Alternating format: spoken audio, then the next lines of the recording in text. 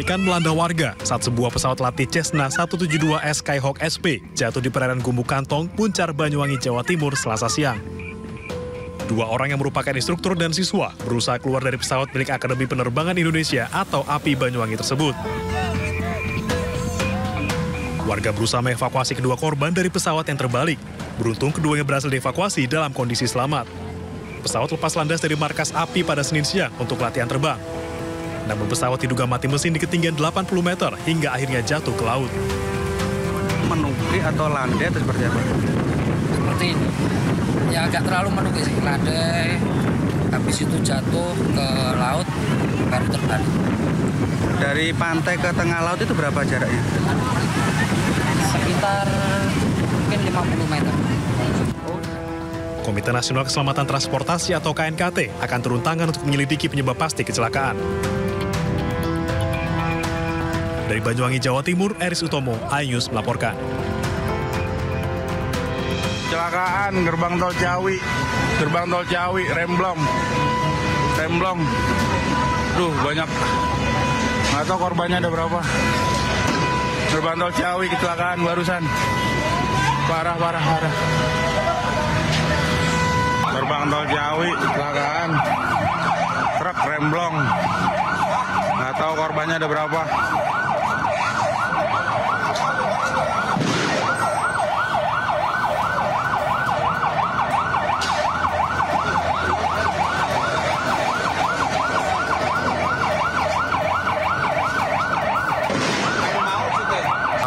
Laka. Tol Jogoroge laka. Aqua. Aduh. Remblong. Itu tol Jogoroge. Ini kebakaran nih. Sampai copot ya. Ini kan tol Jogoroge.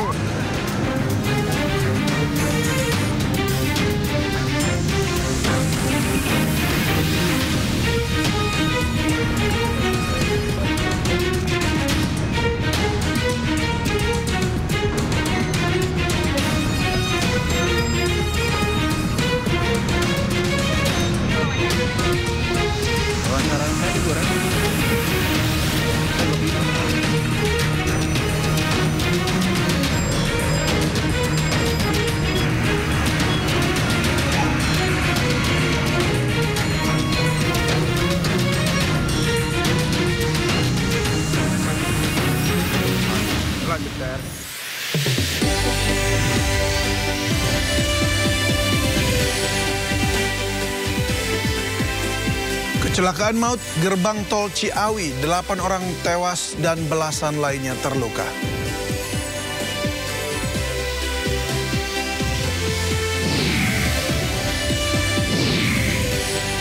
KPK menggeledah kediaman Ketua Umum Pemuda Pancasila terkait dugaan gratifikasi yang menjerat ex-Bupati Kutai Kertanegara.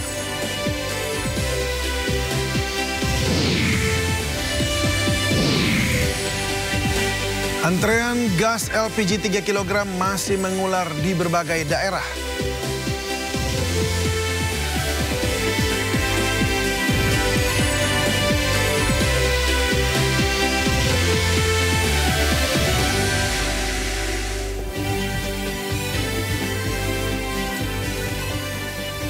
Halo, selamat sore pemirsa. 8 orang tewas dalam kecelakaan yang lagi-lagi terjadi akibat remblong.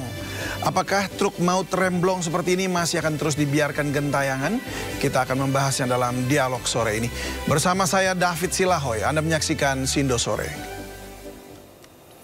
Kecelakaan yang terjadi di gerbang tol Ciawi 2 Bogor, Jawa Barat mengakibatkan gerbang tol rusak parah.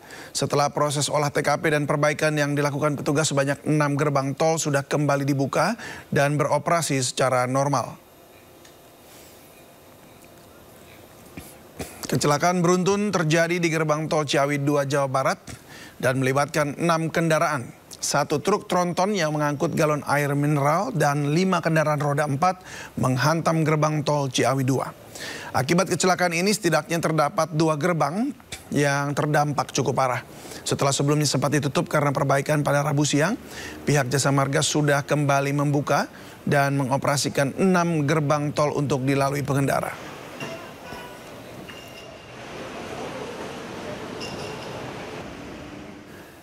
Pemirsa, korban kecelakaan maut di gerbang tol Ciawi Bogor, Jawa Barat berjumlah 19 orang.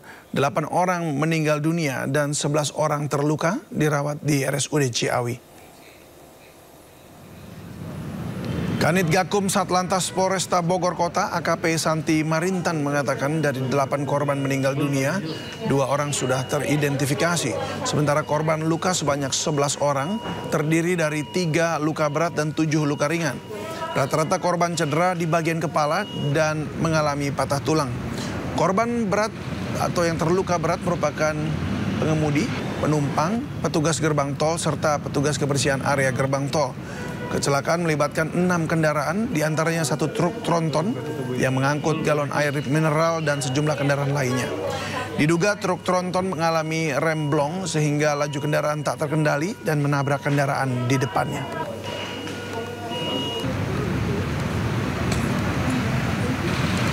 Jadi kalau untuk korban meninggal itu seluruhnya adalah dari pengendara. Untuk korban luka berat itu adalah dari petugas SIP gerbang tol dan yang satunya lagi adalah petugas kebersihan gerbang tol. Untuk yang masih dalam perawatan medis ada 8 orang. 8 orang. Yang 3 sudah pulang karena cuman luka ringan, hanya benturan saja, jadi diperbolehkan pulang oleh dokter. Untuk yang meninggal dunia baru 1 keluarga saja, kebetulan yang salah satunya adalah suatu korban sini, yang lainnya kami akan coba hubungi setelah teridentifikasi kondisi yang korban. Kondisi pasien yang dirawat seperti apa?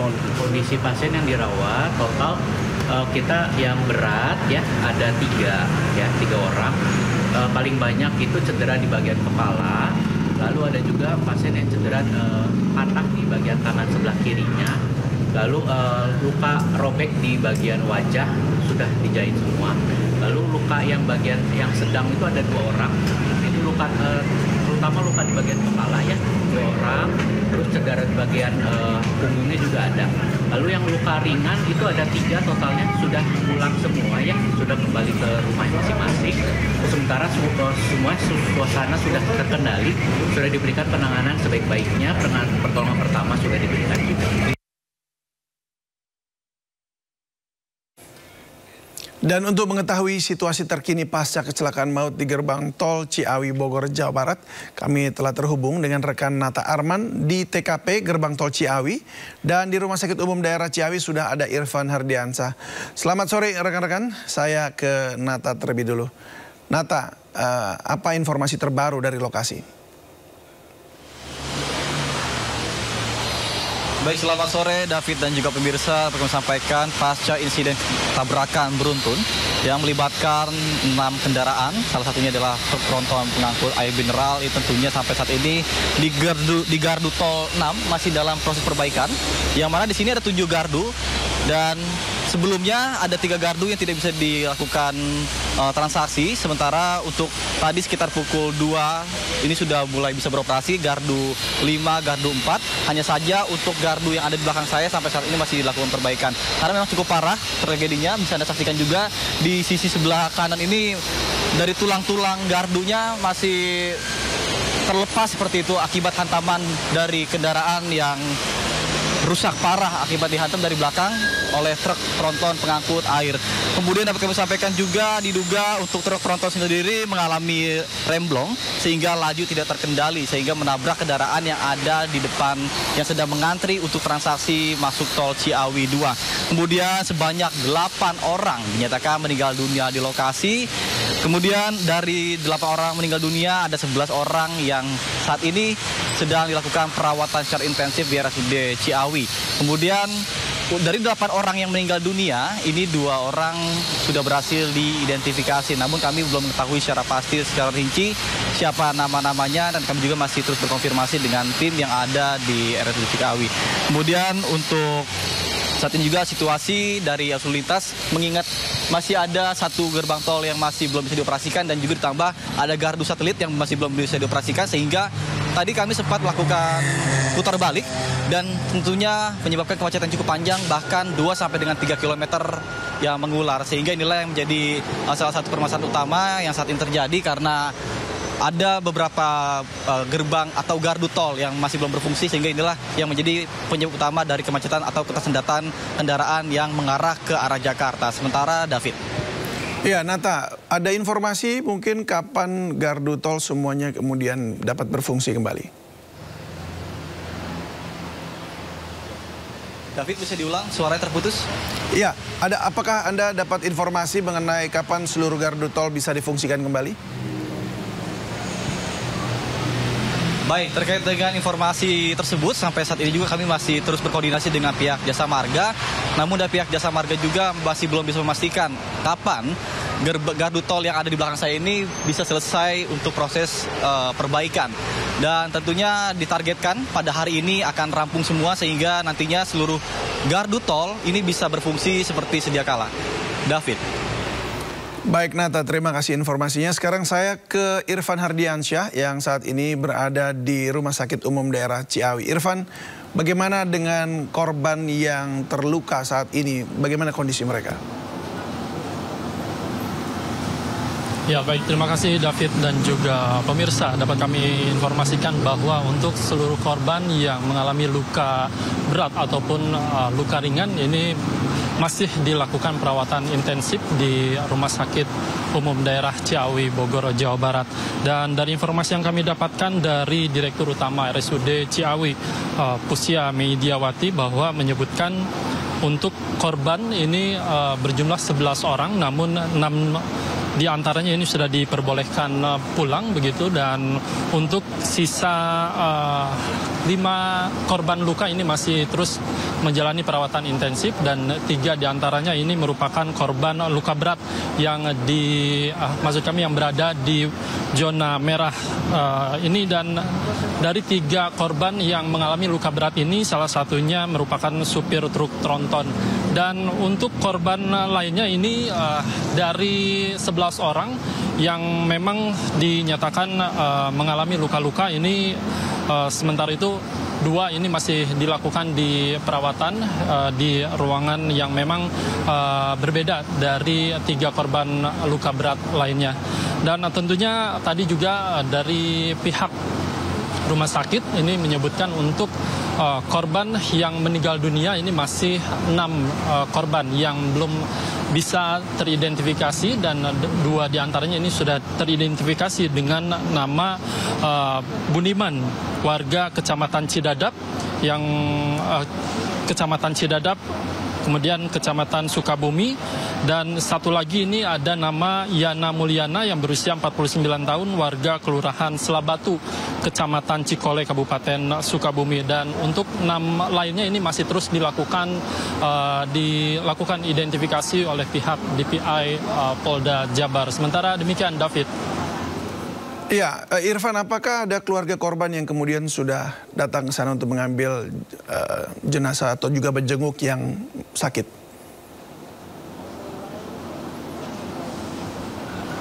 Ya, dari pantauan kami memang kami melihat ada beberapa korban yang memang sudah tiba ataupun menunggu di pos antemortem di tempat kami melaporkan saat ini. Namun kami belum bisa mengakses ke tempat di mana luka korban ini dirawat begitu. Namun saat ini kami berada ataupun melaporkan langsung di pos antemortem, tepatnya di kamar jenazah yang memang dikhususkan untuk melakukan identifikasi dari korban yang memang meninggal dunia. Namun hingga saat ini kami belum bisa mewawancarai korban yang memang datang ke rumah sakit Ciawi, Bogor, Jawa Barat ini. Namun tadi kami juga mendapatkan informasi bahwa dari 2 korban yang memang sudah teridentifikasi ini masih belum bisa dibawa oleh pihak keluarga, dan kami juga masih belum mendapatkan informasi yang secara resmi apa penyebab diantaranya kedua korban yang meninggal dunia yang sudah teridentifikasi ini belum bisa dibawa oleh pihak keluarga. David.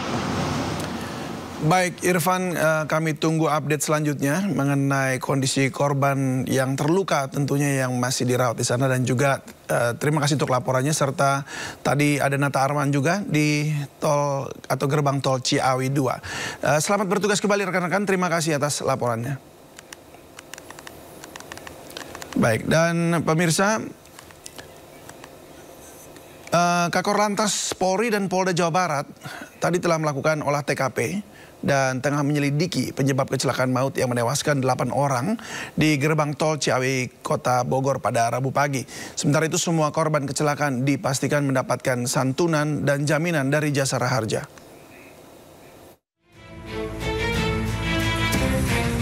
Tim gabungan kepolisian menggelar olah TKP kecelakaan maut yang melibatkan 6 kendaraan di gerbang tol Ciawi, Katulampa, Kota Bogor. Polisi menurunkan tim TAA atau Traffic Accident Analysis, Korps Lalu Lintas untuk mengecek sejumlah faktor, mulai dari remblong, kontur jalan, dan human error dalam peristiwa kecelakaan. Sementara bangkai kendaraan yang terlibat kecelakaan juga telah diamankan. Pukul 23.30 betul terjadi peristiwa kecelakaan yang melibatkan 6 kendaraan. Dari 6 kendaraan tersebut, sesaat setelah kejadian, Korlantas Polri dengan Polda Jawa Barat telah menghadirkan TAA, Traffic Accident Analysis, ke TKP dan melakukan olah TKP. Hasil daripada olah TKP tentunya nanti akan kita simpulkan pada saat kita gelar awal. Namun demikian kami sampaikan kepada rekan-rekan media, dari peristiwa kecelakaan tersebut 8 orang meninggal dunia. 8 orang meninggal dunia, 11 orang luka. Nanti setelah ini kami akan ke rumah sakit, akan memastikan yang 11 luka itu yang kategori luka berat berapa, luka ringan berapa, nanti keterangan dari dokter. Korlantas Polri dengan Polda Jawa Barat tentunya akan melakukan penyelidikan, akan mendalami diduga akibat apa. Semua dari korban mendapatkan santunan dari Jasara Harja, jadi yang meninggal dunia sudah kita identifikasi, dan korban luka dari 11 ini juga langsung bisa mendapatkan perawatan. Sama, petugas pun juga karena ini adalah bagian dari kecelakaan mendapatkan jaminan dari Jasara Harja. Sebelumnya kecelakaan beruntun yang menewaskan 8 orang dan 11 luka-luka terjadi di gerbang tol Ciawi 2, Jawa Barat pada pukul 23.40 waktu Indonesia Barat. Kecelakaan ini melibatkan 6 kendaraan, diantaranya 1 truk tronton yang mengangkut galon air mineral dan sejumlah kendaraan lainnya. Diduga truk tronton mengalami remblong hingga laju tak terkendali dan menabrak kendaraan di depannya. Evakuasi bangkai kendaraan akibat kecelakaan maut di gerbang tol Ciawi 2 memakan waktu berjam-jam. Kondisi seluruh mobil yang terlibat kecelakaan itu ringsek bahkan hangus akibat terbakar. Ya, seperti inilah kondisi mobil yang terlibat pada kecelakaan maut di gerbang tol Ciawi Rabu dini hari. Terlihat truk galon yang menabrak gardu tol ringsek dan hangus. Bagian depan truk juga penyok hingga tidak berbentuk. Demikian juga dengan minibus yang ditabrak oleh truk ringsek hingga tidak berbentuk lagi. Kaca-kaca bagian depan dan juga belakang mobil pecah hingga membuat kerangka mobil juga penyok. Pemirsa, kecelakaan maut ini melibatkan total 7 mobil, bahkan 2 diantaranya terbakar.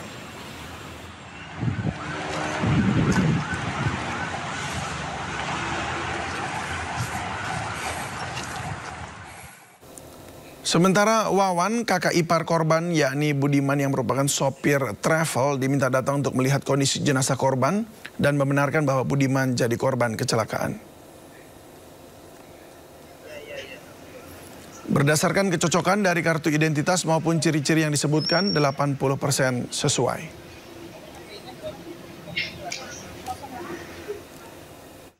80% lah dilihat dari segi KTP-nya, fotonya, ciri-cirinya.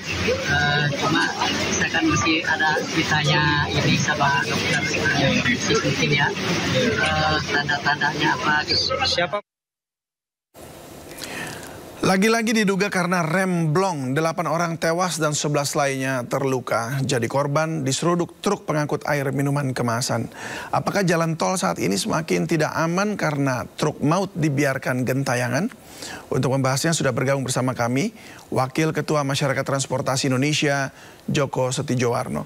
Selamat sore Pak Joko. Selamat sore Mas David. Ya, terima kasih untuk waktunya Pak. Pak, ini tahun 2025 belum genap 2 bulan Pak. Namun kecelakaan maut yang melibatkan kendaraan besar seperti bus dan truk sudah mengakibatkan belasan nyawa ini melayang dan rata-rata ya karena rem blong alasannya. Ini pengawasannya lemah atau seperti apa Pak dari catatan Anda? Ya, kita turut belasungkawa ya pada korban yang mengalami musibah ini. Mudah-mudahan ini bisa menjadi yang terakhir kalinya lah. Tapi terakhir kali tentunya ini harus ada tindakan yang lebih tegas lagi dari pemerintah. Karena untuk angkutan barang ini sudah melampaui batas-batas normatif untuk terjadi kecelakaan. Dapat dikatakan angkutan barang di Indonesia itu sangat carut marut, ya. Mengurainya susah kalau cuma satu kementerian yang mengerjakan. Kami mencatat, ya, setiap hari itu pasti ada kecelakaan truk. Bahkan satu hari bisa terjadi 7 kali kecelakaan. Ya. Kemudian kelembagaan dan lembaga dan kementerian terlibat dalam angkutan barang itu ada sekitar 12 lah. Ya, oleh sebab itu tidak bisa ditimbangkan membereskan ini oleh Kementerian Perhubungan atau polisi ataupun PU. Ya. Belum lagi ini kalau kita lihat akar masalahnya juga ada di pasal 184. Di situ ada kebebasan liberalisasi dalam hal tarif.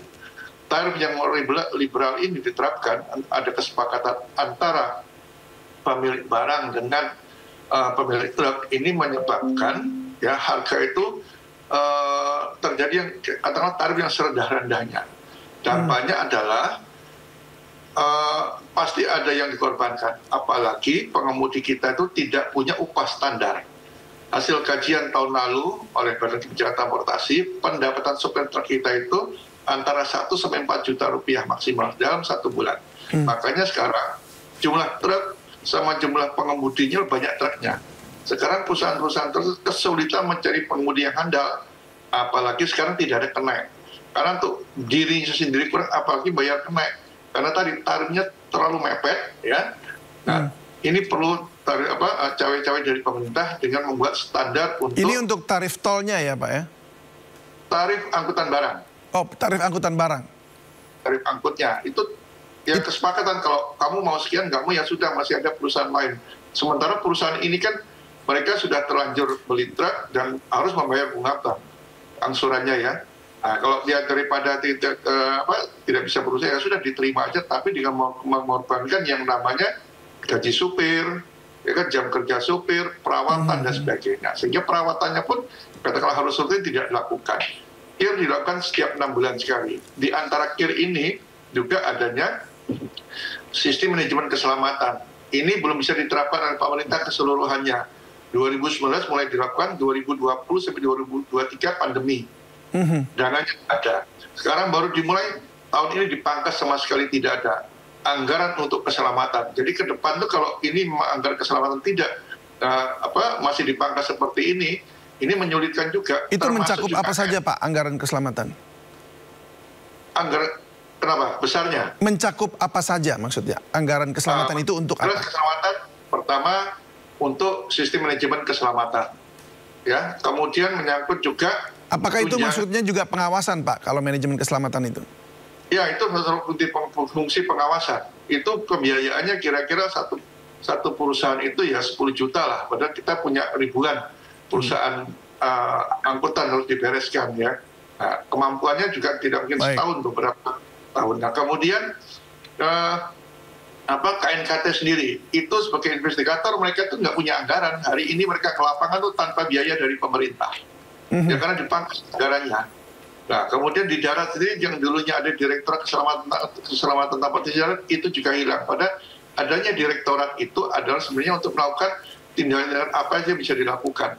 Ini ya, jadinya sangat membahayakan sekali sebenarnya buat yang lainnya ya. Artinya yang lainnya ini kan mobil pribadi begitu. Kita jaga mobil dirawat dengan baik, semua juga ikut dalam jalurnya. Tapi diseruduk dari belakang ini kan seakan-akan tuh kayak apa namanya, tidak ada kepastian keamanan begitu Pak ya.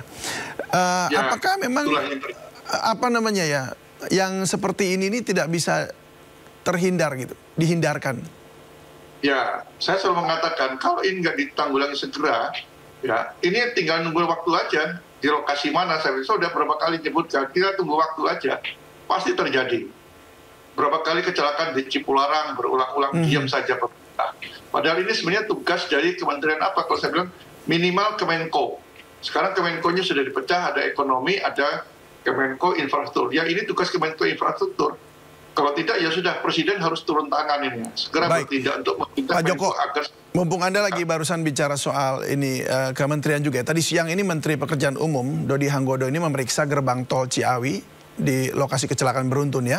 Serta melihat weight in motion system yang menunjukkan bahwa laka ini terjadi akibat truk over dimension overloading atau ODOL. Kita saksikan. Jadi ngobrol sepintas dengan bapak-bapak Korlantas yang sedang mengerjakan olah TKP dan juga dengan teman-teman Jasa Marga. Salah satu penyebab utamanya adalah truk odol kan, truk odol yang gagal, yang tidak berfungsi dengan baik.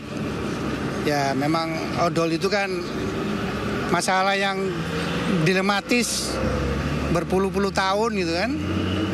Kita melarang nanti ada masalah di inflasi, logistik, biaya logistik naik. Tapi kalau kita kayak sekarang ya begini kan, ada nyawa hilang, ada jalan rusak. Ya sebagai info aja, saya sering dimarahi sama Direktur Jasa Marga.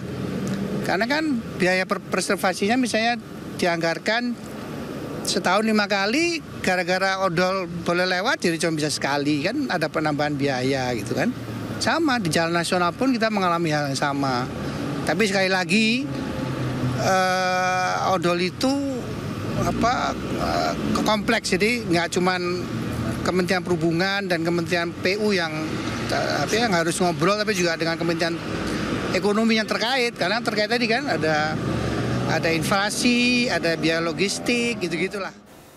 Ya, Pak Joko, ini serentan itukah keselamatan kita ini? Jadi akhirnya apa ya? Ya kalau inflasinya bergejolak atau naik begitu, mulai terjadi kecelakaan banyak begitu. Tapi gimana ya? Apakah nggak bisa ada jalan keluar yang baik? Pemerintahnya berpuluh tahun ini harus membereskan ini. Ya, begini. Ketika kita bicara terkodol ya, ketika itu mau dilakukan penertiban, yang menentang itu adalah Kementerian Perindustrian, Apindo, Perdagangan. Mereka menakut-nakuti, saya bilang, dengan kata-kata inflasi. Padahal sebut inflasi itu yang paling banyak kan sembako sebenarnya kan. Padahal sembako itu, saya lihat cuma itu kelebihannya nggak seberapa persen kok. Paling maksimal 15% dia. Ya, yang lebih itu apa itu tadi, bawa air, bapak nggak bisa inflasi, enggak, itu sembako. Jadi pada percaya semua, tiap tahun segitu menakut-nakuti. Ya, belum lagi namanya pungli. Pungli itu besar loh sektor jalan ini. Ini menakut-nakutinya seperti apa itu Pak maksudnya? Ya kalau perhubungan sudah mulai, Korlantas sudah mulai, nanti dia bilang ini jangan nanti inflasi, nanti penentu kebijakannya Presiden atau Menko nggak berani menertibkan. Ini saya ikuti memang. Selalu begitu. Jadi. Belum lagi namanya pungli tadi ya. Nah, ya pungli ini juga nggak bisa dibasmi begitu ya? Nah, karena mulai yang baju seragam sampai tidak berseragam di Indonesia punglinya itu. Baik, ini jadi masih kembali lagi pada persoalan klasik juga. Jadi makanya nih puluhan tahun nggak kelar-kelar juga ya. Baik, Pak Joko, saya masih ingin sebenarnya banyak bertanya, tapi ini waktu kita sangat terbatas. Terima kasih banyak Pak sudah berbagi bersama kami di Sindo Sore. Semoga saja ada jalan keluar, dan memang katanya mereka sedang membicarakan, dan semoga saja kali ini adalah pembicaraan yang terakhir untuk keputusan dan kebijakan yang lebih baik. Terima kasih, salam sehat selalu Pak Joko, selamat sore. Sore. Ya, dan pemirsa, Kasus kecelakaan beruntun ini sudah berulang kali terjadi seperti yang tadi juga sudah disampaikan. Kecelakaan beruntun ini dapat dipicu mulai dari microslip, desain trek yang tidak sesuai, hingga minimnya pengetahuan keamanan berkendara dari pengendara dan keselamatan di jalan yang kemudian dananya juga berkurang. Kecelakaan beruntun terjadi di ruas tol Semarang-Solo, tepatnya di kilometer 438+100B, Desa Derekan, Kecamatan Pringapus, Kabupaten Semarang, Jawa Tengah. 3 kendaraan yakni bus pariwisata, truk bermuatan bahan kimia, serta mobil minibus terlibat dalam kecelakaan tersebut. Kecelakaan bermula saat bus pariwisata melaju kencang dari arah Bawen menuju Ungaran. Saat lokasi kejadian, bus kehilangan kendali dan langsung menabrak truk dari belakang, sehingga truk terdorong dan menabrak mobil yang ada di depannya. Kencangnya benturan membuat truk terguling ke dalam parit dengan muatan berupa cairan kimia tumpah di jalan. Diduga kecelakaan disebabkan tidak berfungsinya rem pada bus pariwisata. Kasus kecelakaan beruntun ini ditangani Satlantas Polres Semarang. Pada libur Nataru 2024 lalu, kecelakaan truk dengan bus pelajar terjadi di kilometer 77 Tol Pandaan Malang. Kecelakaan mengakibatkan 4 orang meninggal serta sejumlah penumpang dan awak bus mengalami luka-luka. Kecelakaan diduga akibat truk gagal menanjak di jalur tol yang terjal hingga akhirnya truk mundur dan menghantam bus yang tengah melaju di belakangnya. Dari hasil penyelidikan, sopir truk ditetapkan sebagai tersangka. Pada 11 November 2024, kecelakaan beruntun terjadi di Tol Cipularang kilometer 92. Kecelakaan melibatkan 17 kendaraan. Dalam kecelakaan ini 1 orang meninggal dunia sementara 29 orang lainnya luka-luka. Kecelakaan berawal saat truk bermuatan berat tidak bisa menghentikan lajunya dari arah Bandung dan langsung menabrak kerumunan kendaraan. Berdasarkan hasil olah TKP, pemeriksaan 13 saksi dan dokumen kendaraan, disimpulkan kecelakaan terjadi akibat kegagalan fungsi rem pada truk trailer. Sopir truk trailer kemudian ditetapkan sebagai tersangka. Pencegahan kecelakaan lalu lintas tertera dalam pasal 226 Undang-Undang Nomor 22 Tahun 2009 tentang lalu lintas dan angkutan jalan. Negara harus punya aturan main bagaimana melakukan penelitian yang menyebabkan kecelakaan bisa terjadi, sehingga mitigasinya dapat dipertanggungjawabkan baik teknis maupun finansial. Tim Liputan iNews melaporkan. Pengadilan Negeri Jakarta Selatan menggelar sidang perdana pra-peradilan dengan pemohon Sekretaris Jenderal PDIP Hasto Kristianto. Informasi lengkapnya usai jeda berikut ini. Tetaplah bersama kami di Sindo Sore.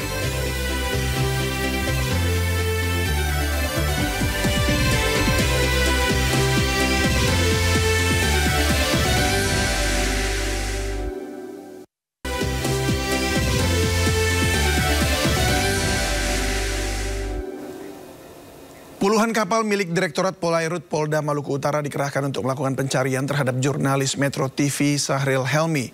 Helmi diketahui masih belum ditemukan pasca insiden ledakan lambung kapal RIP 04 Basarnas Ternate.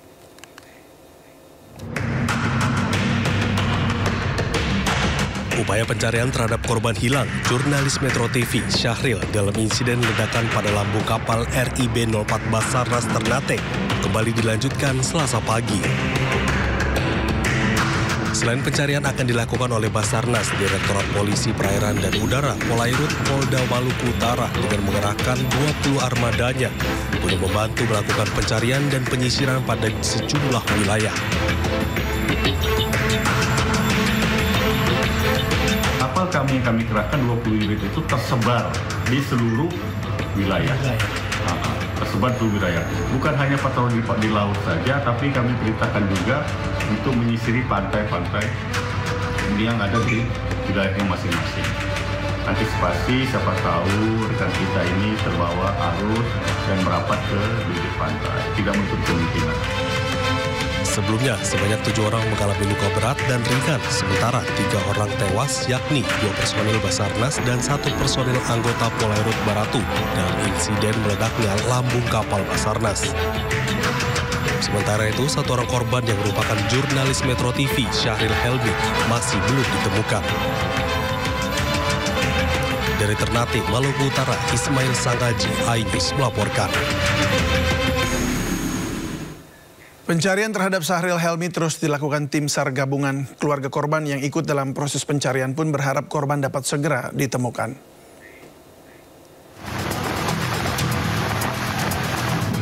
Pencarian di hari ketiga terhadap Syahril Helmi terus dilakukan. Tim menyisir di sekitar lokasi kecelakaan, tepatnya di perairan Kecamatan Oba, Kota Tidore, Kepulauan Maluku Utara. Pencarian juga terus diperluas hingga menyisir perairan pulau-pulau kecil di Kecamatan Kayu, Kabupaten Halmahera Selatan. Pencarian ini juga turut membawa serta perwakilan keluarga korban, yakni ibu dan ayah Syahril Helmi, dan menyaksikan langsung proses pencarian. Hingga Selasa sore, pencarian pun belum membuahkan hasil. Proses pencarian pun akan kembali dilakukan pada hari Rabu dengan memperluas area pencarian ke arah selatan Pulau Halmahera. Dari Ternate, Maluku Utara, Ismail Sangaji, iNews melaporkan. Kapal perang TNI Angkatan Laut KRI Mata Bongsang 873 di bawah kendali operasi Guks Keamanan Laut Armada 3 mengevakuasi terhadap penumpang kapal yang tenggelam KM Putri Papua di perairan Selat Sele. Staf operasi Koarmada 3 mendapat informasi laporan terkait kejadian kerusakan mesin yang dialami KM Putri Papua di sekitar perairan Sele menuju Pulau Misol. Anggota TNI Angkatan Laut dengan cepat mengevakuasi para korban dari KM Putri Papua yang tenggelam di perairan Selat Sele. Seluruh penumpang kapal yang berjumlah 17 orang termasuk ABK berhasil dievakuasi anggota TNI Angkatan Laut. Terdapat korban yang cedera sebanyak 2 orang ABK. Kapal dan krunya ketemu, namun dalam kondisi kapal sudah tenggelam, kru dan penumpangnya sudah terapung-apung di laut. Alhamdulillah segera cepat kita dapat evakuasi, dan sebagian barang juga bisa kita amankan yang terkait dengan dokumen dan sebagainya. Pengadilan Negeri Jakarta Selatan menggelar sidang perdana pra-peradilan dengan pemohon Sekretaris Jenderal PDIP Hasto Kristianto. Pra-peradilan ini terkait pengujian keabsahan penetapan Hasto sebagai tersangka dalam perkara dugaan suap pergantian antar waktu DPR RI 2019 buron Harun Masiku.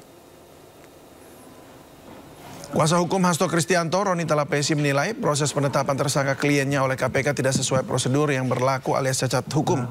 Roni menjelaskan penetapan Hasto sebagai tersangka tidak dapat dibenarkan dalam proses penegakan hukum. Roni membantah semua tuduhan yang dialamatkan oleh KPK kepada kliennya ini. Roni mempersoalkan bocornya surat perintah penyidikan terhadap penetapan Hasto sebagai tersangka ke media massa. Bagi Roni, status tersangka yang ditetapkan pada kliennya ini kental dengan nuansa politis. Roni menduga berkaitan dengan pandangan politik Hasto yang sering kali berseberangan dengan Presiden Indonesia ke-7, Joko Widodo. Apabila prosedur yang harus diikuti untuk mencapai proses tersebut, penetapan tersangka tidak dipenuhi, maka sudah proses tersebut menjadi cacat dan haruslah dikoreksi atau dibatalkan. Selain menggeledah rumah Ahmad Ali, Komisi Pemberantasan Korupsi KPK juga menggeledah kediaman Ketua Umum Pemuda Pancasila, Yapto Suryo Sumarno, yang berlokasi di Ciganjur, Jagakarsa, Jakarta Selatan. Juru bicara KPK, Tessa Mahardika, menyebutkan penggeledahan terkait kasus dugaan gratifikasi yang menjerat ex-Bupati Kutai Kartanegara Rita Widiasari dan penggeledahan rumah mantan anggota DPR dari Partai Nasdem Ahmad Ali. Sebelumnya KPK menggeledah rumah politisi Partai Nasdem Ahmad Ali dan kegiatan penggeledahan perkara tersangka Rita Widiasari mantan Bupati Kukar. KPK menyebut mantan Bupati Kukar Rita Widiasari mendapatkan jatah $5 Amerika Serikat setiap metrik ton tambang batubara.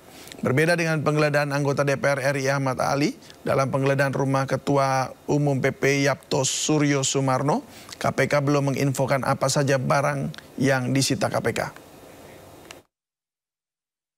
Benar bahwa ada kegiatan penggeledahan terkait dengan perkara dengan tersangka RW, yaitu di lingkungan Kutai Kartanegara, yaitu penggeledahan di rumah saudara JS yang berlokasi di Jalan Benda Ujung nomor 8 RT 10 RW 1 Ciganjur, Jagakarsa, Jakarta Selatan. Kegiatan penggeledahan ini berlangsung pada Selasa 4 Februari yang dimulai sekitar pukul 17 hingga 23 waktu Indonesia Barat. Adapun dari kegiatan penggeledahan tersebut, penyidik menyita 11 kendaraan bermotor roda 4, uang rupiah dan falas, dokumen dan juga barang bukti elektronik lainnya. KPK tentu akan menyampaikan update terkait dengan penanganan perkara ini pada kesempatan berikutnya. KPK menggeledah kediaman Wakil Ketua Umum Partai Nasdem Ahmad Ali di kawasan Jakarta Barat. Penggeledahan tersebut terkait kasus dugaan korupsi yang menjerat mantan Bupati Kutai Kartanegara Rita Widiasari. Penyidik Komisi Pemberantasan Korupsi menggeledah sebuah rumah mewah di Jalan Taman Juruk Utama Interkon, Srengseng Kembangan, Jakarta Barat. Rumah yang berada di Blok H2 nomor 1 ini diketahui rumah pribadi milik politisi senior Partai Nasional Demokrat atau Nasdem Ahmad Ali. Pada saat penggeledahan, awak media yang meliput kegiatan tersebut sempat mendapatkan larangan serta perlakuan tidak menyenangkan. Telepon genggam milik awak media ingin dirampas oleh salah satu penghuni rumah. Setelah hampir 2 jam melakukan penggeledahan, para penyidik KPK keluar dengan menggunakan 9 mobil dari dalam rumah. Usai penggeledahan, jubir KPK Tessa Mahardika mengungkapkan KPK telah menyita sejumlah dokumen, uang, tas, dan jam tangan dari rumah Ahmad Ali. Hanya saja Tessa belum dapat menjelaskan berapa jumlah uang yang disita dan apa merek tas dan jam tangan tersebut. Info sementara secara umum ditemukan dan disita dokumen, barang bukti elektronik, uang, ada juga tas dan jam. Namun detailnya nanti kita menunggu rilis resmi dari penyidik karena kegiatan ini juga baru saja selesai dilakukan. Jadi teman-teman akan kita update lagi. Diketahui penggeledahan ini diduga terkait perkara gratifikasi yang menyeret nama mantan Bupati Kutai Kartanegara Rita Widiasari. Dari Jakarta, Miftahul Gani, iNews melaporkan. Pemirsa, kami akan segera kembali dengan sejumlah informasi menarik lainnya. Tetaplah bersama kami di Sindo Sore.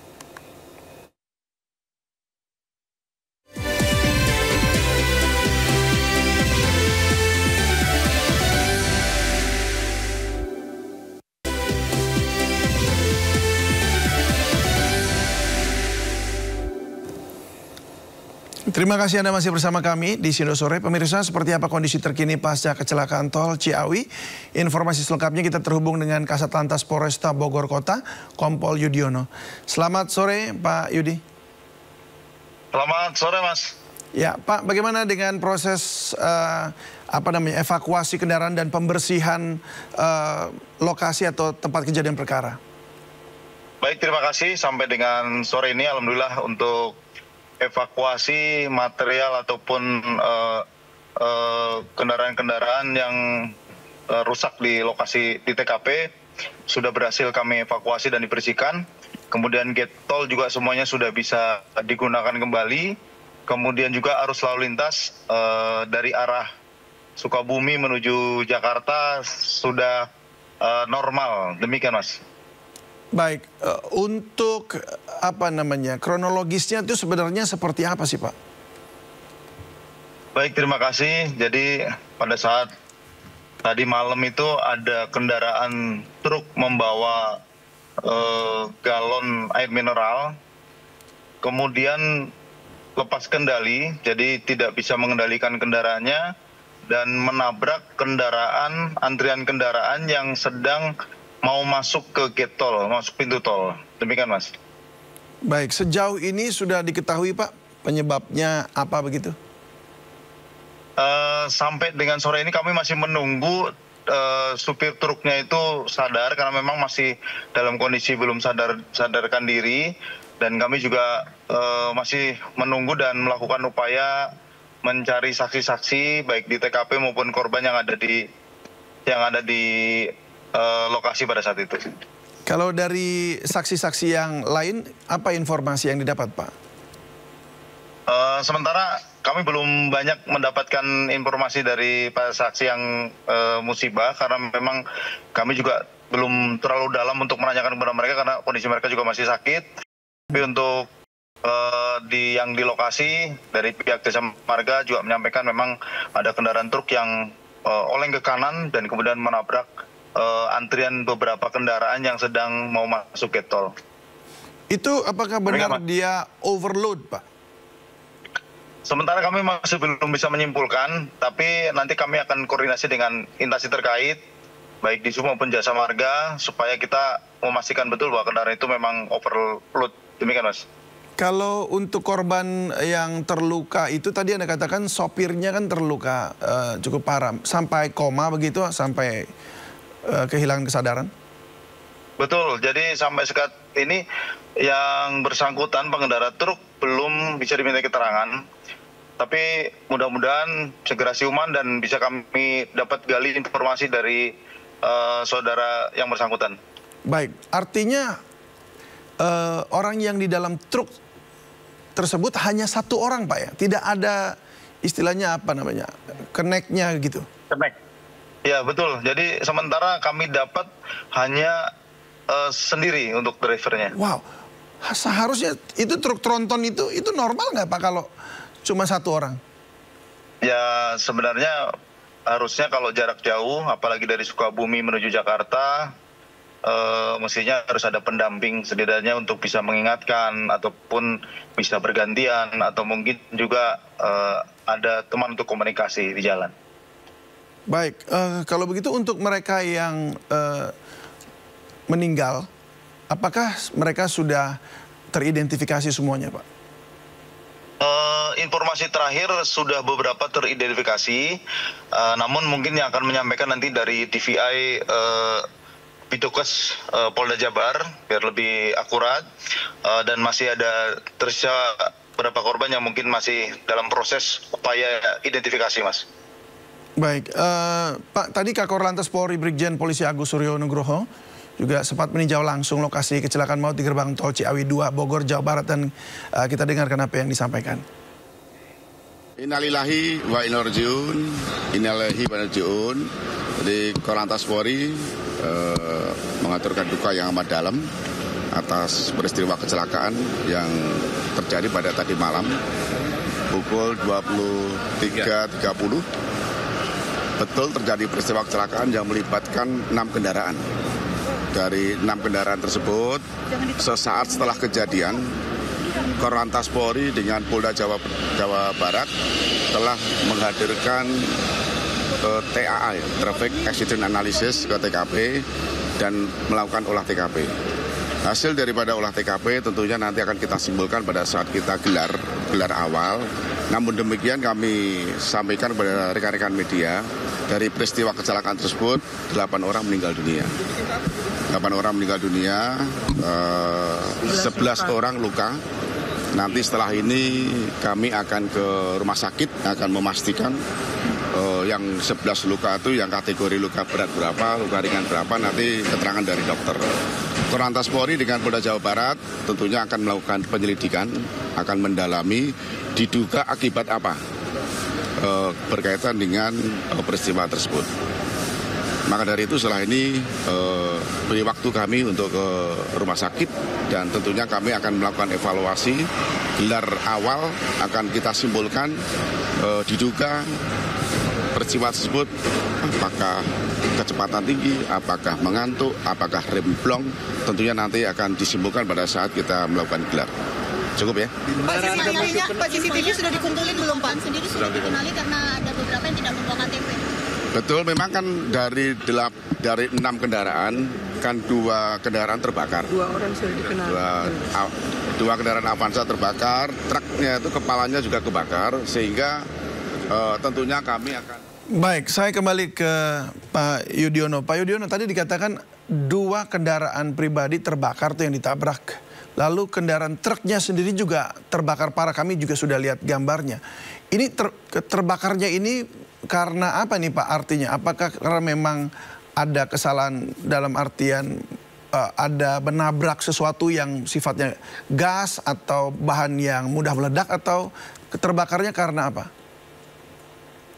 Baik, kami masih belum bisa nyimpulkan karena memang juga tim TA yang tadi sampaikan Pak Kakor, kemudian tim dari Korlantas juga sama sedang melakukan olah TKP, dan tadi juga sampai sore ini baru selesai. Jadi hasilnya mungkin nanti akan kami sampaikan kembali karena memang kami belum mendapatkan informasi tentang penyebab dari terbakarnya kendaraan tersebut, Mas. Baik, terima kasih Kasat Lantas Polresta Bogor Kota Kompol Yudiono. Selamat bertugas kembali, kami tunggu update selanjutnya, Pak. Terima kasih juga, Mas. Ya. Selamat sore. Assalamualaikum. Pemirsa, kita ke informasi lainnya. Setelah meninjau beberapa pangkalan gas bersubsidi, Menteri SDM Bahlil Lahadalia langsung menuju istana memenuhi panggilan Presiden. Dan dalam pertemuan yang juga dihadiri Yusuf Kala, Menteri Bahlil diperintah Presiden untuk memperbaiki distribusi gas bersubsidi. Menteri Energi dan Sumber Daya Mineral Bahlil Lahadalia tengah menjadi sorotan setelah Kementerian SDM melarang pengecer gas 3 kg kepada masyarakat mulai 1 Februari 2025. Usai menghadap Presiden Prabowo bersama Wakil Presiden ke-10 dan 12 Yusuf Kala, Bahlil mengaku mendapat mandat terkait distribusi dan tata kelola gas LPG 3 kg. Lewat mandat tersebut, Kementerian SDM memutuskan untuk memperbaiki aturan tata kelola penjualan LPG 3 kg. Nantinya, para pengecer akan diproses menjadi subpangkalan. Ya, Pak JK ngomong tentang LPG, bahwa LPG ini terjadi di saat kebijakan beliau menjadi wakil presiden di tahun 2000 periode pertama. Dan sampai dengan sekarang subsidinya belum ada perubahan. Bayangkan sudah 20 tahun subsidi LPG ini belum ada perubahan. Di saat itu kurs dolar kata Pak JK masih 8.000, sekarang sudah 16.000. Artinya subsidi kita sekarang masih sama dengan tahun 2024 atau 2025 yang lalu. Nah, karena itu diharapkan tujuan kita ini kan subsidi besar 87 triliun ini, diharapkan masyarakat mendapatkan harga dengan yang semurah-murah mungkin. Tapi penataannya kan sekarang jujur kita katakan ada di tingkat sampai tingkat masyarakat itu dibeli sampai harga 25.000. Bapak Presiden memerintahkan ke saya sejak dari tadi malam, tadi pagi sampai dengan hari ini. Tugas kami atas perintah Bapak Presiden adalah memastikan seluruh proses subsidi tepat sasaran. Yang kedua, ditata kelolanya harus baik. Yang ketiga, rakyat dipastikan harus segera mendapat apa yang menjadi kebutuhan mereka, terutama menyangkut LPG. Jadi harus dapat, jangan jauh-jauh kata Bapak Presiden. Makanya kita rubah dari yang tadinya pengencer itu, yang tadinya belinya di pangkalan, sekarang kita aktifkan pengencer dengan merubah nama menjadi subpangkalan. Sebelumnya, Menteri SDM Bahlil Lahadalia melarang penjualan gas LPG 3 kg oleh pengecer yang membuat kelangkaan terjadi di sejumlah wilayah. Kami sudah 2 minggu mencari gas. Dari Jakarta, tim iNews melaporkan. Dan pemirsa, berikut ini pernyataan Wakil Ketua Komisi 12 DPR RI Sugeng Suparwoto menanggapi membludaknya antrian dalam pembelian gas LPG 3 kg di sejumlah pangkalan imbas kebijakan Kementerian SDM melarang pedagang eceran menjual gas subsidi tersebut. Itu kebijakan yang diambil dengan sangat mendadak, tidak melalui exercise lapangan, tidak melalui uji coba lapangan, tiba-tiba mata rantai dipotong di paling ujung, yakni pengecer. Di mana kita mengandaikan orang mau beli beras yang biasanya ada di warung, ada di tempat, harus beli di gilingan padi, yakni di tingkat pangkalan. Sedangkan kita tahu pangkalan itu adanya di mana? Ada di kecamatan-kecamatan. Kan begitu? Maka pengecer itu adalah mata rantai terakhir dari distribusi. Dipotong sedemikian rupa cepat tanpa melalui persiapan yang lain, maka terjadilah kekacauan sehingga masyarakat yang memerlukan LPG 3 kg itu lantas menyerbu pangkalan. Dengan kemampuan pangkalan dalam konteks melayani mungkin pastinya tidak sempurna, sehingga terjadi panik buying, sehingga kesannya adalah LPG 3 kg hilang di pasaran. Sedangkan secara volume sebetulnya tetap Tetapi sekali lagi mekanisme yang dikeluarkan oleh Kementerian SDM secara mendadak itulah yang mengakibatkan panik buying sehingga terjadilah antri panjang betul karena tadi mata rantai terakhir dipotong dengan mendadak tanpa menggantikan infrastruktur atau mata rantai lain. Dan akhirnya Sebelumnya Presiden Prabowo Subianto memberikan instruksi agar gas LPG 3 kg bisa kembali dijual di tingkat pengecer. Instruksi diberikan setelah melihat kesulitan dan antrean yang dialami masyarakat untuk mendapat gas 3 kg. Komunikasi dengan Presiden kemudian telah menginstruksikan kepada SDM untuk per hari ini mengaktifkan kembali pengecer-pengecer yang ada untuk berjualan seperti biasa.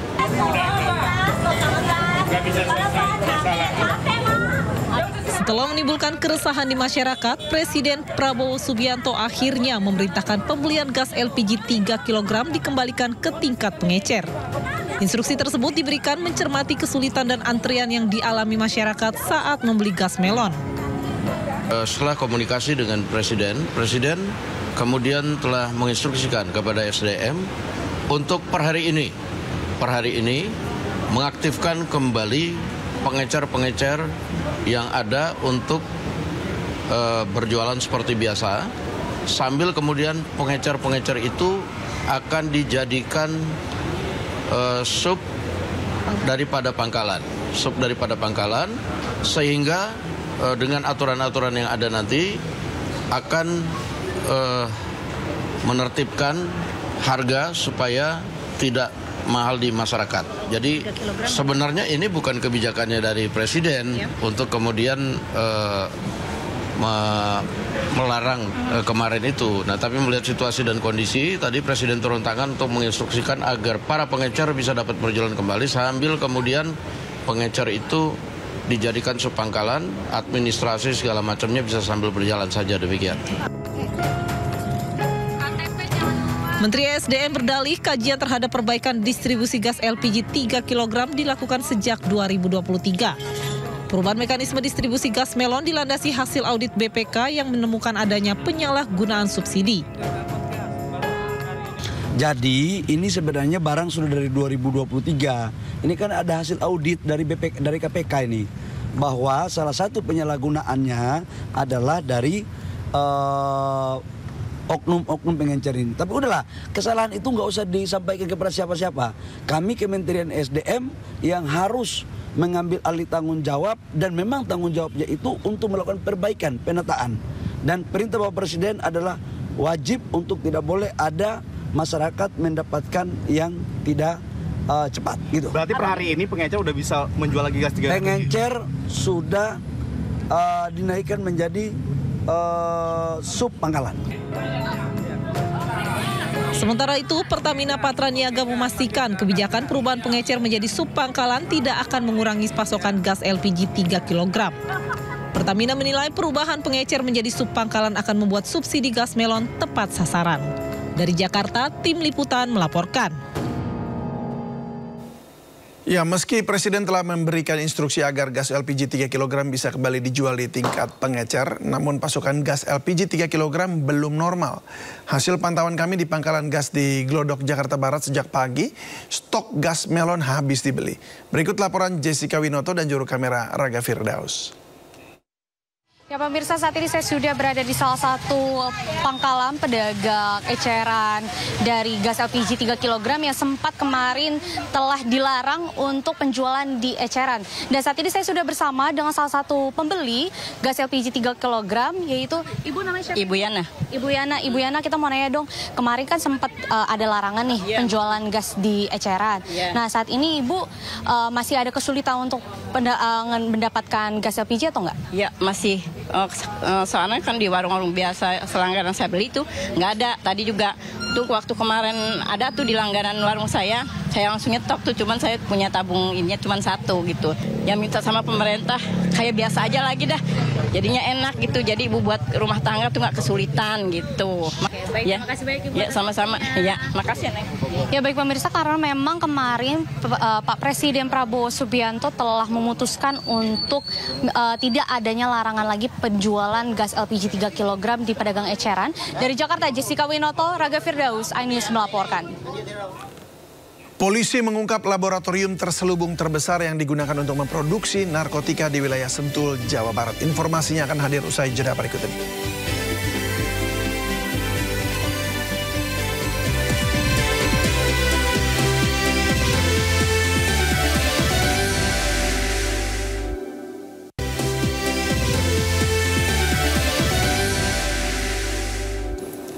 Pemirsa, polisi mengungkap laboratorium terselubung atau clandestine laboratory terbesar yang digunakan untuk memproduksi narkotika di wilayah Sentul, Jawa Barat. Polda Jawa Barat bersama dengan Polres Bogor Kabupaten berhasil mengungkap clandestine laboratori jenis tembakau sintetis. Laboratorium ini beroperasi di sebuah perumahan di wilayah Babakan Madang, Sentul, Kabupaten Bogor, Jawa Barat. Pengungkapan ini merupakan pengungkapan clandestine laboratori terbesar di wilayah Polda Jawa Barat. Selain memproduksi narkotika jenis tembakau sintetis yang siap edar, kita temukan juga biang cairan sintetis MDMB Inaka yang sudah dikemas ke dalam kemasan botol parfum yang warna hitam sebanyak 125 botol dan siap edar. Jadi itu kalau misalkan rokok dibakar, disemprot, itu sudah seperti ganja efeknya.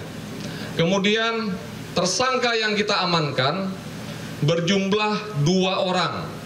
Inisial HP, usia 34 tahun, berperan memproduksi narkotika jenis tembakau sintetis. Yang kedua, inisial AA, 23 tahun, yang berperan memproduksi narkotika jenis tembakau sintetis. Kemudian kami juga memburu 2 orang dan akan kami terbitkan DPO yang sebagai pengendali dari kegiatan clandestine laboratory yang ada di TKP ini. Total barang bukti yang berhasil disita dari pengungkapan ini yaitu berupa 50 dus yang di dalam masing-masing dus berisi 20 bungkus kemasan tembakau murni dengan berat masing-masing kemasan seberat 1 kilogram. Yang dimana keseluruhan tembakau tersebut sudah dituang di atas terpal seperti yang rekan-rekan lihat tadi dan sudah dicampur dengan bahan-bahan prekursor dan menghasilkan kurang lebih 1000 kg atau 1 ton jenis tembakau sintetis yang siap edar. Kedua, 125 botol spray ukuran 125 botol spray ukuran 50 ml berisikan cairan MDMB Inaka. Kemudian ada juga 20 buah jerigen berisikan 282 liter cairan MDMB Inaka. 479,6 gram serbuk MDMB Inaka atau biangnya. Kita simak laporan Abraham Silaban langsung dari lokasi pabrik narkoba terbesar di Jawa Barat. Pabrik ini beroperasi di kawasan perumahan Sentul, Jawa Barat. Tentu cukup mengejutkan dan sangat mengejutkan bagi warga di sekitar perumahan di Babakan Madang di Bogor, Jawa Barat. Karena disebutkan bahwa ini adalah lab narkoba terbesar di Jawa Barat. Kami pernah ikut dalam momen penggerebekan di wilayah Kabupaten Bandung Barat. Tapi ini disebutkan lebih besar dari itu semua karena pada prakteknya ada 1 ton lebih ganja yang diamankan di sini, ganja sinte. Saya akan ajak Anda untuk melihat isi dari kediaman nomor 36. Rumah di sini bersama saya ada AKBP Rio Wahyu Anggoro yang merupakan Kapolres Bogor dan juga Dir Narkoba Polda Jawa Barat Kombes Johannes Manalu. Izin Pak Dir, izin Pak Kapolres, kita bisa masuk ke dalam. Oke, mari kita bersama-sama Pak. Aduh. Ya, kita akan masuk dan melihat seperti apa suasana di dalam. Nah, ini dia. Tadi kan sudah digelar yang namanya barang bukti dan kita izin untuk melihat ya, Pak Dir ya, Pak Kapolres ya. Nah, kelihatannya ini kita menuju ke arah basement nih. Ini basementnya. Model rumah ini sebetulnya satu lantai. Tapi di basementnya atau di rubanahnya, lagi dan lagi kawasan rubanah. Nah, diubah menjadi seperti ini nih. Ini ada mixer, ada prekursor yang disebutkan didatangkan dari China dan barang-barang yang lain yang patut diduga ini adalah bahan-bahan pembuatan barang haram narkoba. Ya. Dan saya izin kemudian melihat TKP lain, berkenan ya Pak Kapolres, Pak Dir ya. Nah, ini yang disebutkan 1 ton. Kalau kita lihat, nah sudah dibuka di situ, coba ditunjukkan. Nah, ini dia seperti kolam renang. Tadi kita mengiranya di sini adalah kolam renang ya Pak Dir ya. Ya. Tapi ternyata begitu dibuka, nah ini gila. Ini dia. Kita buka. Ini tembakau sintetis semua? Yang sudah jadi. Yang sudah jadi? Sudah jadi. 1 ton? Ya. Sama yang tadi di depan sudah sebagai sampel. Oke, berkenan ke sini juga berarti nanti Pak Kapolres. Ya. Tapi jelaskan kepada kami Pak Dir. Ini maksudnya digelar seperti ini tadi, kita pikir ini tadi kolam renang sebetulnya. Tapi ternyata ketika dibuka, ini saya kaget betul ini sebanyak ini Pak Dir. Jadi yang kita sampaikan awal tadi di depan, ini prosesnya bukan langsung jadi. Jadi ada beberapa cairan-cairan atau zat prekursor lainnya yang dicampur, kemudian diracik, kemudian berproses, sehingga inilah campuran untuk menjadi tembakau sintenya. Dan ini Polri mengungkap laboratorium clandestine narkoba terbesar di Jawa Barat. Untuk membahasnya sudah bersama kami Kapolres Bogor AKBP Rio Wahyu Anggoro. Selamat sore Pak Rio. Selamat sore. Terima kasih Pak untuk waktunya Pak. Pak, clandestine ini baru atau pecahan jaringan lama Pak? Clandestine ini setelah kita melakukan pengungkapan dan kami mendapat asistensi dari Dir Narkoba Polda Jabar dan Dir Tipit Narkoba Barreskrim bahwa ini merupakan jaringan yang ada kaitannya dengan penangkapan di Malang dan di Bali. Sehingga ini kita ketahui bahwa jaringan ini masih adalah jaringan internasional yang dimana bahan baku prekursornya masih dikirim dari Cina. Oke, jadi ini masih satu rantai dengan yang Bali ya, dan yang di Malang. Apakah ada ya, kemungkinan betul. Ada di kota-kota lain, khususnya kota-kota besar? Ya, ini masih kita dalamin, sehingga insya Allah dalam waktu dekat kita tetap akan tidak ada yang akan siap beredar, kita akan menumpas ini sampai ke akar-akarnya. Jadi moga-moga aja ini adalah awal di tahun 2024 ini puncaknya kita bisa mengungkap, sehingga ini menjadikan efek deteran kepada seluruh orang-orang yang atau kelompok yang ingin mencoba-coba untuk memproduksi dari narkoba ini. Informasi yang kami dapat 2 orang masih DPO ya Pak? Betul, kita sudah melakukan penangkapan terhadap 2 orang. Lalu kami juga melakukan upaya pencarian dan kita akan terbitkan DPO karena 2 orang tersebut juga sempat ikut hadir di rumah tersebut. Baik. Yang 2 orang itu adalah sebagai pengendali dari mereka berdua yang sudah kita tangkap. Oh, artinya yang 2 DPO itu adalah pengendali laboratorium ini? Betul, pengendali dari 2 orang yang sudah kami tangkap. Baik, ini ada orang asingnya atau semuanya orang Indonesia yang bekerja? Semuanya adalah orang Indonesia, sementara ini dari 4-4-nya itu dari 2 DPO sama yang sudah kita tangkap. Mereka sifatnya itu seperti kayak KTP-nya KTP Jakarta. KTP Jakarta, baik. Orang-orang ini bekerja dalam artian independen, berbisnis seperti as usual, atau memang mereka punya bos lagi besar di Cina? Itu yang masih kami dalamin, kami gali sedalam-dalamnya. Moga-moga dengan ada ketangkapnya yang 2 itu, maka kita bisa menemukan siapa bos di atasnya. Kami mohon waktu dan mohon doa, dukungan dari masyarakat, dan kami siap untuk mengungkap ini sampai ke akar-akarnya. Tentunya ini kami dukung sekali nih Pak ya, dan masyarakat tentunya pasti akan mendukung. Tetapi ini sudah berapa lama mereka beroperasi Pak? Operasi ini menurut informasi dari masyarakat dari sebulan yang lalu kami mendapatkan informasi sehingga kami melakukan penyelidikan, kami melakukan surveillance, lalu kami mencoba untuk memastikan di minggu lalu ternyata memang ada barang-barang yang asing yang masuk. Dan kami juga melibatkan RT RW setempat dalam hal mengumpulkan barang-barang bukti. Sehingga hari Senin jam 23.30 kita melakukan penangkapan di lokasi dan kita menemukan seperti yang tadi kami rilis secara live. Baik, tadi sempat Anda juga menunjukkan bersama di narkoba dan dengan Abraham tadi ada seperti satu kolam isinya semuanya adalah tembakau apa namanya yang sudah sintetis ya, yang sudah disemprot itu tadi. Nah, apakah ini bagian dari atau hanya sebagian dan sebagiannya lagi sudah beredar begitu?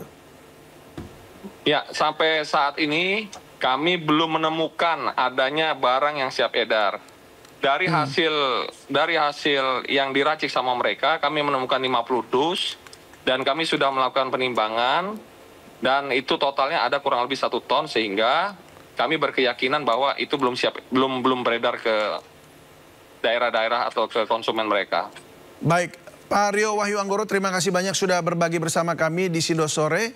Selamat bertugas kembali, tentu kami dukung apa yang Polri kerjakan saat ini. Terima kasih Pak. Terima kasih. Baik, pemirsa, kita beralih ke informasi lainnya. Dari mancanegara, saudara. Organisasi Pendidikan Global untuk Pemuda Scholas Occurrentes yang digagas oleh Paus Franciscus menunjuk Presiden kelima Republik Indonesia Megawati Soekarno Putri untuk menjadi Ketua Dewan Penasihat Indonesia dan Asia. Presiden kelima Republik Indonesia sekaligus Ketua Umum PDIP Megawati Soekarno Putri diminta menjadi penasehat di organisasi Scholas Occurrentes yang didirikan Paus Franciscus. Permintaan tersebut disampaikan langsung oleh Presiden Global Scholas Occurrentes Jose Maria saat bertemu dengan Megawati di Vatikan pada Selasa waktu setempat. Pertemuan berlangsung hangat ketika membahas sejarah panjang antara Vatikan dan Presiden pertama Republik Indonesia Soekarno. Pemirsa, informasi tadi menutup Sindo Sore hari ini. Jangan lupa Anda bisa mendapatkan informasi terkini dan terbaru melalui portal yang menghadirkan berita daerah, berita nasional, dan berita internasional lengkap di sindonews.com. Saya David Silahoy mewakili tim redaksi yang bertugas pamit undur diri. Terima kasih dan sampai jumpa.